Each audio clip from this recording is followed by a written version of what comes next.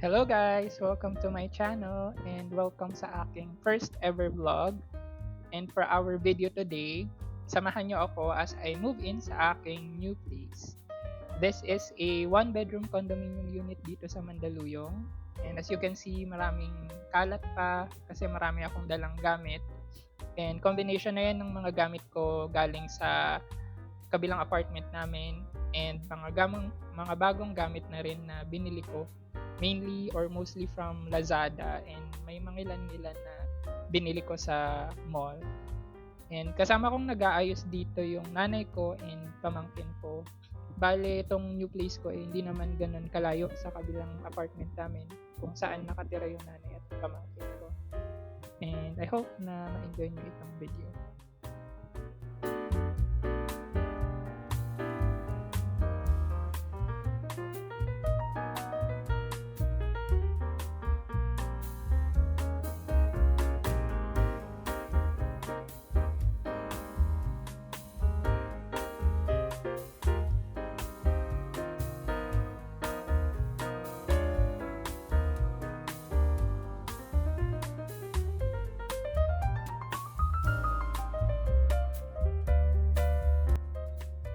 All my life, kasama ko yung nanay ko. So, at 31 years old, first time ko actually na subukang mag-independent or solo living.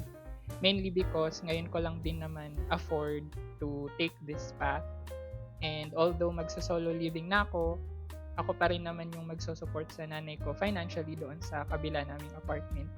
Kaya yung pinili kong new place malapit lang sa kanila para maging madali na lang din ang lahat as far as providing financial support sa kanila and para na rin in case gusto nilang pumunta dito sa place ko, madali lang or if I need help from them, madali lang.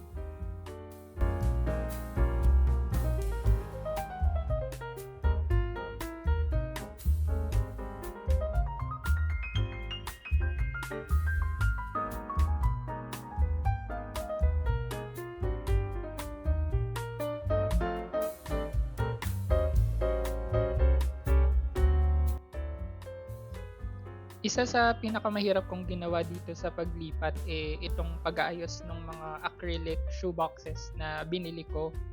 Medyo mahilig kasi ako sa sneakers, kaya naisipan kong bilhan sila ng individual acrylic boxes instead of yung mga traditional na shoe storage.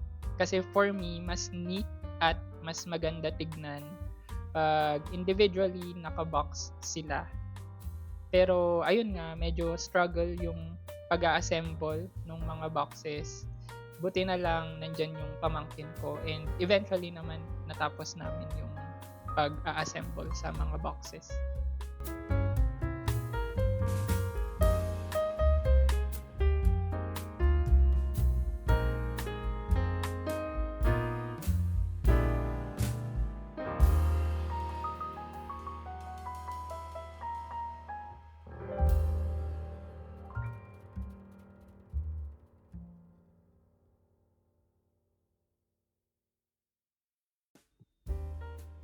Finally, natapos na namin i-assemble yung mga shoe boxes and ngayon, nilalagay ko na isa-isa yung mga sapatos ko. And isa rin to sa mga naging considerations ko sa pagpili ng unit, yung space kung saan ko ilalagay yung mga sapatos ko since medyo madami nga sila.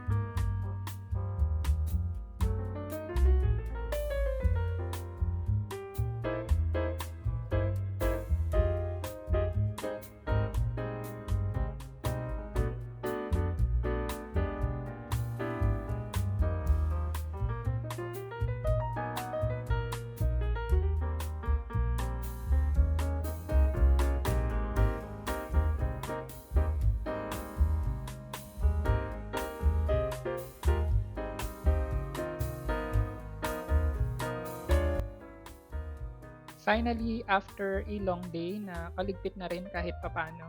So, ayun lang muna guys for today. Sana na-enjoy nyo itong video and sana masamahan nyo ako sa journey kong ito of independent living.